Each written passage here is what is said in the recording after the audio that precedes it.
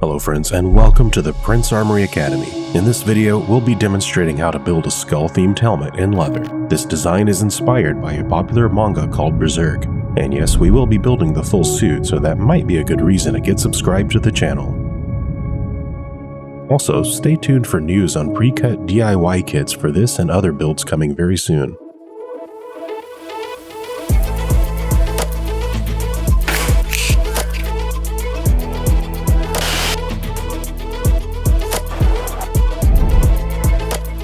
The medium I'm using for this project is 9 to 10 ounce vegetable tan leather from Weaver Leathercraft. We start the build by tracing our patterns onto the leather.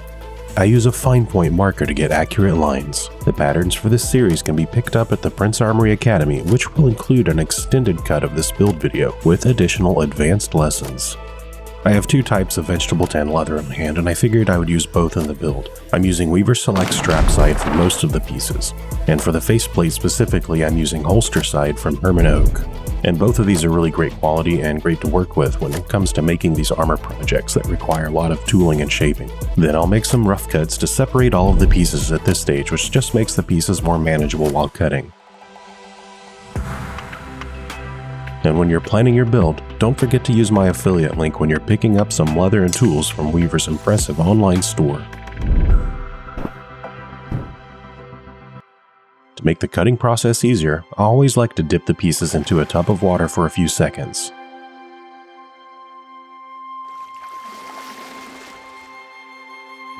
I prefer to use heavy-duty leather shears to cut most vegetable tan leather projects, especially on armor projects that have a ton of variation to the shape.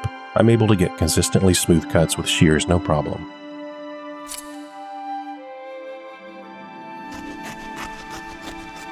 But you can also cut the pieces out with a utility knife or another blade. Just take your time and focus on creating smooth cuts that are accurate to the traced line. I always keep some strop handy to polish the blade and make the cuts glide more easily.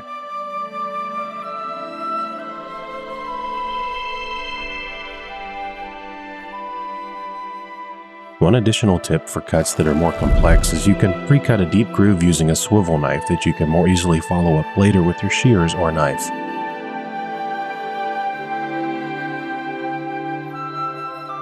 And then I'll use an edge beveler to trim down the sharp edges of the pieces.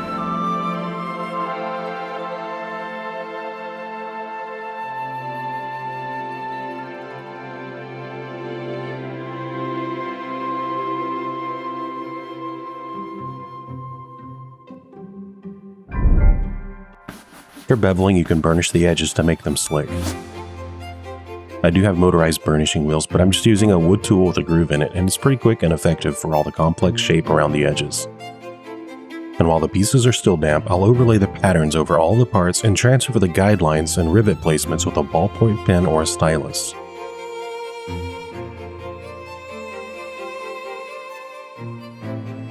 If you're dyeing this helmet black or painting it, you can also mark these lines in ink to help keep track of them, which will be used for the later tooling stages. I also mark the letters of each piece so that I don't lose track of them.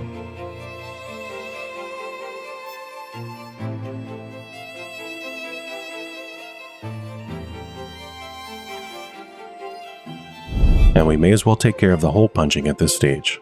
I'm using the Weaver Rotary Punch, which is a premium tool, but you can easily get by with affordable tube punches.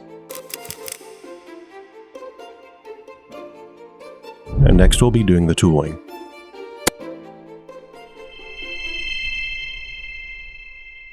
Please note that the complete demonstration of the tooling and shaping of this helmet will come with the patterns and can be found at the Academy along with the extended version of this video. So for now, I'll leave you with this preview.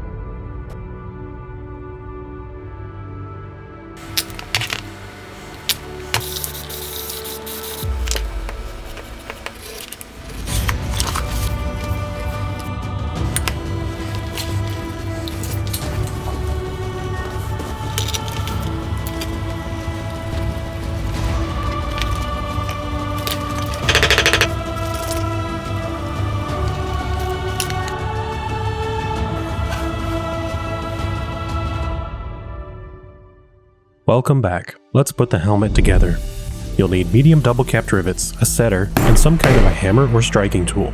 I'll begin the assembly by starting with the last piece of the helmet core labeled I and the back of the center strap. I'll attach all of the pieces to the strip here, but it's also viable just to assemble one piece at a time instead.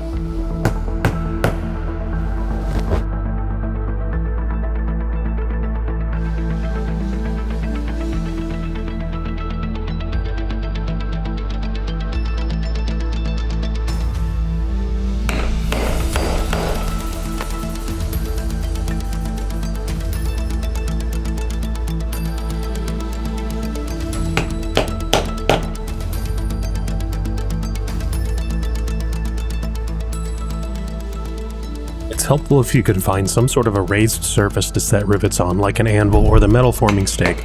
But if you don't have anything like this, you can use your flat work surface as the anvil and hammer from the inside. The patterns include a helpful diagram to help show where all the pieces attach to each other. Just start with the parts H and I, and rivet those together first.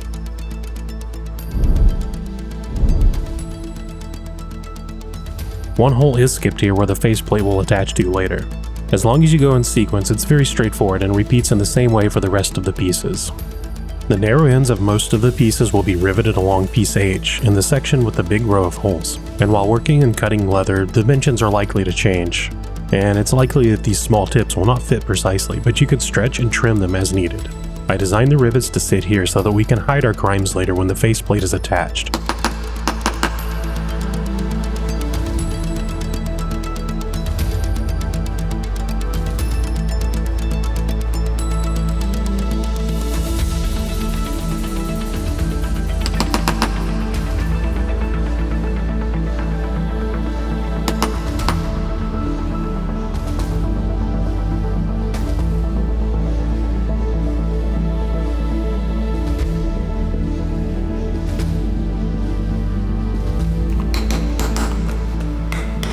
When you finish assembling the helmet core, you can do a little cleanup along the side if you wish. Do any last minute shaping of the helmet at this point. I would also suggest you do a test fit at this stage to see how everything feels after doing all the shaping to the helmet. You can still stretch the helmet a bit at this stage to improve the comfort and fit.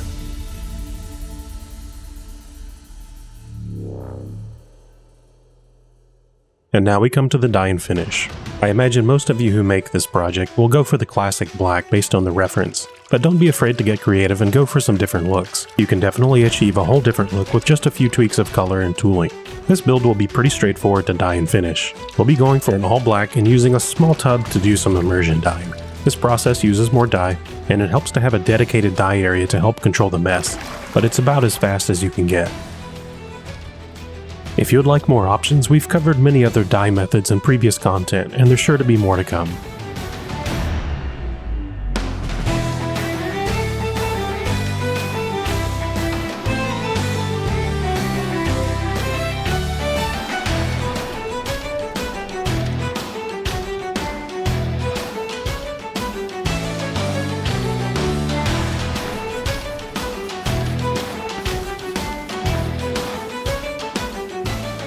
For the finish, I use Weaver's Tough Coat, which will provide a protective coating and absorb into the leather, firming it up greatly.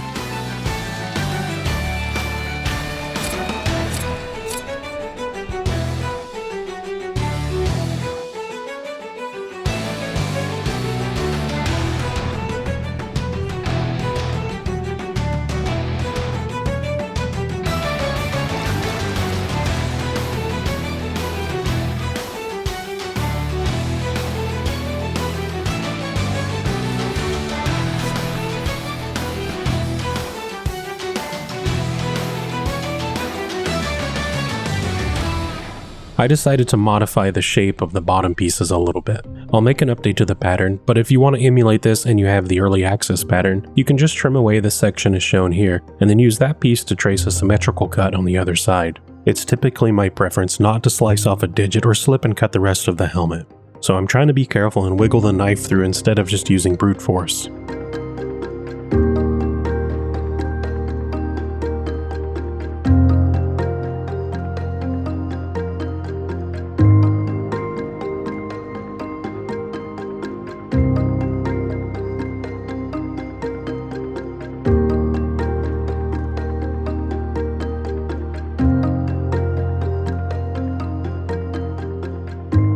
After it was dry, I used a Scotch-Brite pad to knock back the shine a little bit.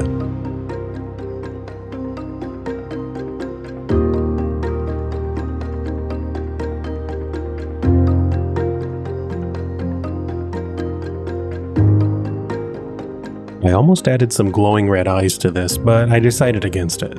What do you guys think? Drop a comment and let me know.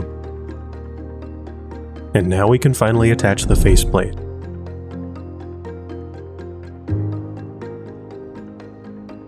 I'll start by attaching the top rivets first, and then work my way down.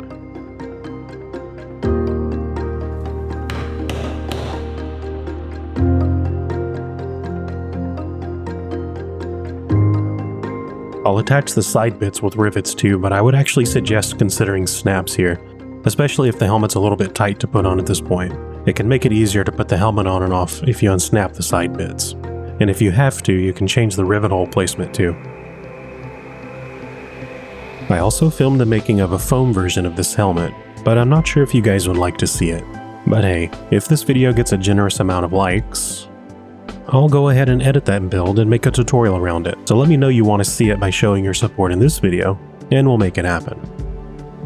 If you like this type of content, you should really consider joining our Discord, and if you're planning to build this, you should absolutely be there so you can engage with fellow students. Check out all of these incredible student projects. You can get feedback on your builds, share your works in progress, and when you finish your project, you can share it in the Apprentice Gallery. Now without further ado, I present the finished build.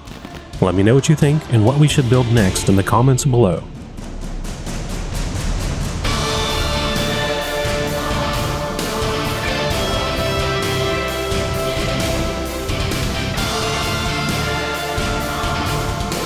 And once again, to get the patterns or pre-cut kits or the full suit pattern bundle, head over to the Prince Armory Academy website. Your purchases help me continue producing new designs and content for the channel. And when you finish your build, please be sure to leave a picture review on the Academy site. I would love to see how your build turns out. And don't forget to check out Weaver Leathercraft when ordering the materials for this project.